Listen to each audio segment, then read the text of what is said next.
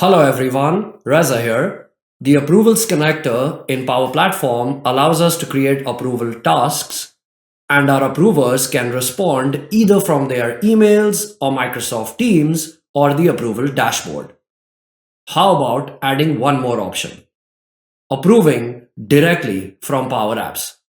Let's check out how we can do this magic.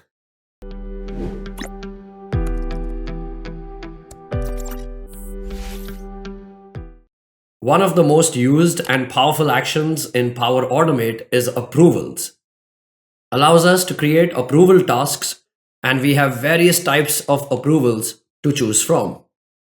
When a task gets assigned to a user, the user can respond to the approval task either through the notification email via actionable messaging, or in Power Automate, we have an approvals dashboard where the user can see the list of all the approvals they have received and they can take their approval decision, or via Microsoft Teams. However, in scenarios where we have a Power App to which is associated an approval process, and the user is in the context of the Power App, if they have to take an approval decision, they would have to do that outside of the context of the Power App, either in Teams or in the email that they received or in the approval dashboard. Here, I have received an approval task for a leave request. In the Power App itself, I have the option to approve or reject.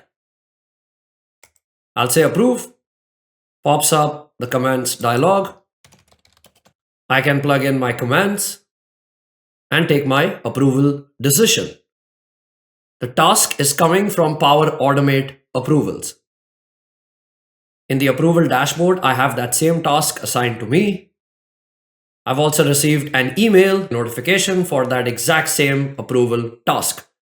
So I have various options to take my approval decision from. However, here I have given the power to the approvers to take their decision directly within the application itself. I'll say approve, and the approval task is complete. The user who submitted that leave request now sees that task as completed, which is approved, and here were the comments that I had entered for that approval task. Notice how the actionable email card got updated because a decision was taken. And if I explore my approvals dashboard, I don't have any pending approvals since I completed that request.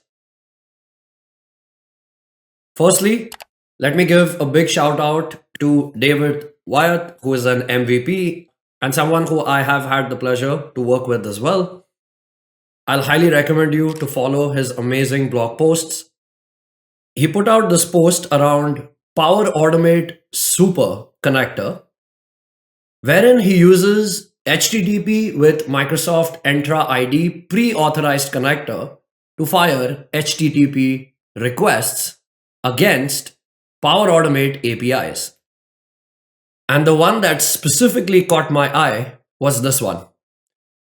api.flow.microsoft.com being the base URL. Why this? I've built a flow here to create a very simple approval task. I use the create an approval action, create a sample approval assigned to me, and then I use the wait for an approval action to wait for this approval to complete. I have triggered the flow, so it will create an approval task for me. Here is the sample approval that shows up in the approval dashboard. Here, the approver can approve or reject. When I select, it opens the panel, allows me to enter my approval decision, my comments, and then I can confirm my response. When I hit confirm, there is an API that gets called to complete this approval request. Let's inspect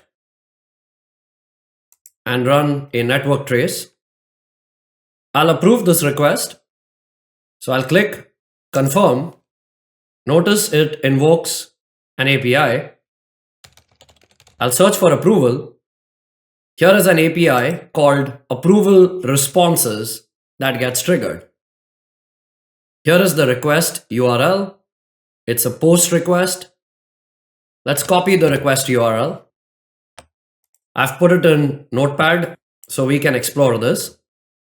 us.api.flow.microsoft.com. This is the region of my environment. When you call this API, you can also call it by api.flow.microsoft.com. Environments / this is your environment ID, the environment in which this approval was created. Approvals / approval ID. So if I frame this URL and it's a post request, and to this I provide this payload. Let's copy this and put this in Notepad. It requires an object, properties, 2 key aspects, response. That's the response of that approval action, approve, reject, and then the comments. So if we are able to fire this API, we will be able to take a decision on an approval action that has been assigned to the user who will trigger this API. Let's see how we can do this in Power Automate. I have triggered another sample approval. When this approval is created, it gets an approval ID. Here is the approval ID. So if I explore my API, all I have to do here is change this approval ID. And if I fire the post request, I can take a decision whether approve or reject, and I can enter my comments. Let's try and do this by using the HTTP action in the Entra ID pre-authorized connector. For the demo, I'll create a flow that triggers manually that will try and complete that approval task. I'll search for HTTP Entra. One of the actions in the HTTP with Microsoft Entra ID pre-authorized connector is invoke an HTTP request. So invoke an HTTP request. This is a post request. URL, copy, paste. Advanced parameters, show all. In the body, I'll copy this and paste it right here. Save the flow. One thing to make sure, I already had a connection to the pre-authorized HTTP Entra ID connector. We need to make sure we are calling the right API. So at the bottom, I'll change the connection and add a new connection. Notice here, it allows me to enter the resource URI. If you look at David's post, we need the base resource URL and the resource URI. These two are different. Go to the old designer for this connector. I'll add a new connection. Base URL will be api.flow.microsoft.com and the resource URI will be service.flow.microsoft.com. Done. Save the flow. Saved. Let's test this out. Run the flow.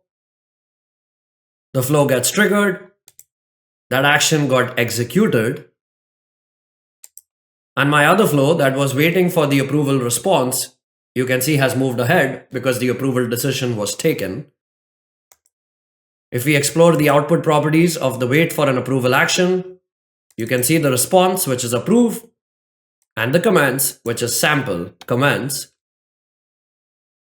And this exact same concept is what I have leveraged in my leave request Power App.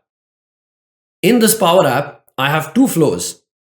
The first flow creates an approval task for the user's manager for the submitted leave request in Power App. So the flow triggers from the Power App, starts the approval for the user's manager. It updates the item in the data source. And there is one key thing I'm doing here. I have a column in my data source called approval ID of type text. All I'm doing there is I'm storing the ID of the approval. So notice in my backend SharePoint list, I have this approval ID column that tracks the exact ID of the approval task for that item. Then I wait for an approval response, and based on the approval response, I accordingly change the status of the item to approved or declined. When the managers go and explore the pending leave requests, in that case, I have a second flow that gets triggered when I click on approve or reject in my Power App. And for that flow, I simply pass 3 attributes: the ID of the approval, the response that the approver gave, approval comments. I can also make comments mandatory when they are responding from the Power App. I call the API. The dynamic parts here are the approval ID, the response that the user provides, and the comments that the user enters. So let's go ahead and test this out. I'll create a leave request. So I'm creating an item from Power Apps. The approval task will go to my manager defined in Microsoft Entra, which is Sarah. I click submit. When I click this, I call the flow to create the approval task for Sarah.